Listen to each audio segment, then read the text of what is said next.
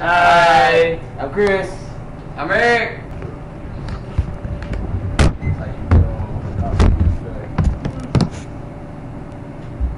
Who likes beer? Yeah! For those who don't know me well, my name is Corinne and I happen to like beer too. And it's clear from where we're at, the tavern on Seabreeze, that we all enjoy beer and its delightful effects. But how many of you actually know how it's made or where it comes from? Or how the different styles are achieved? Well, I didn't know much about beer either until I started working here as a fill-in on and off for the last year. And I learned a lot from Scott, Joe, and this wonderful thing we call the internet. It was kind of necessary because I was seriously lacking and my tip bucket was showing it. Now I'd like to share some of this information with you so that you're able to use and benefit from it too. Like, it'll help fill your tip bucket. You can use it to impress people. But for the most part, if you know the type of beer that you like and about the basic brewing process, you're able to find more styles that suit you and your taste. So, what do you say? You ready to get started? Yeah! Woo! Let's do it. Okay, the first thing that you need to know about beer, it's made from 4 basic ingredients.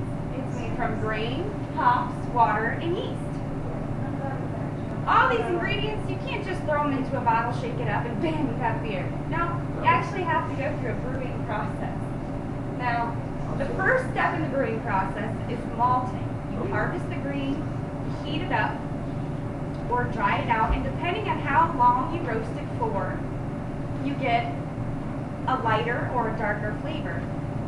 The longer it's roasted, it's usually meant for an ale. The next part of the brewing process is mashing. You're going to take all those grains that you've malted, you're going to put it in a pot, and you're going to put it in a pot with hops. And it's going to boil all together, and the hops are going to release their flavor, and it's going to create something called wort. Now, depending on the amount of hops that you use, it's going to affect the flavor. Hops is used originally as preservative, but now, more with modern technology, it's more about the flavor. Now, this wort is then going to be moved into the fermentation process. The fermentation process, you take the wort, which has all the sugars, and yeast is going to be added. Now, there are 2 types of yeast. Now, the yeast does this magical little thing with fermentation, and it's going to eat up all the sugar, and it's going to create 2 things. It's going to create beer and carbon dioxide. That's how you get the fizzly bubbly in your beer. So from this process, 2 types of beer can be formed depending on the type of yeast that you use. There's 2 types of yeast. There's a top fermenting yeast and there's a bottom fermenting yeast. Ale is produced from a top fermenting yeast. Beer produced from top fermenting yeast, or ales, take about 3 weeks to ferment. Lagers take much longer than that. They're fermented from bottom fermenting yeasts, and they take much longer at 3 months. Top fermenting yeast, making ales, do it at a much higher temperature than a lager, usually between 60 and 75 degrees. Lagers generally ferment at 34 degrees, just above freezing. Now, this does 2 things to beer. Ales, because of the high temperatures, release esters that makes them richer beer, heavier beer, and they're not usually filtered.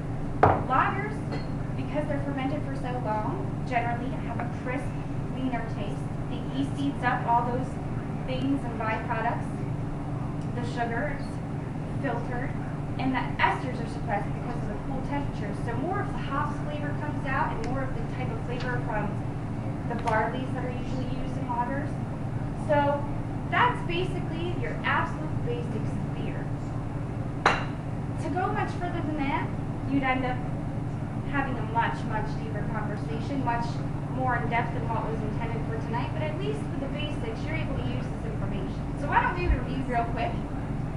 Beer is made from 4 basic ingredients. Variations of these different ingredients changes the type of beer that you get, and the end result is either an ale or lager. Guinness is an ale, just so that you know, and lager would be a Budweiser or a Hart that's done. You can tell from the thing, Guinness is a very heavy beer, and Bud Light and Budweiser, though we call that beer, yes it is beer, I know, it's much cleaner and crisp in taste and flavor. So I hopefully that you will take this information with you. You'll be able to get some more experimental types of beer styles that you use. You'll be able to use it to fill up your tip buckets. And if you're like some people, you'll be able to use it to impress. So if you're more interested in other styles, you can use this wonderful tool of the internet, but my time is up. So have a great night.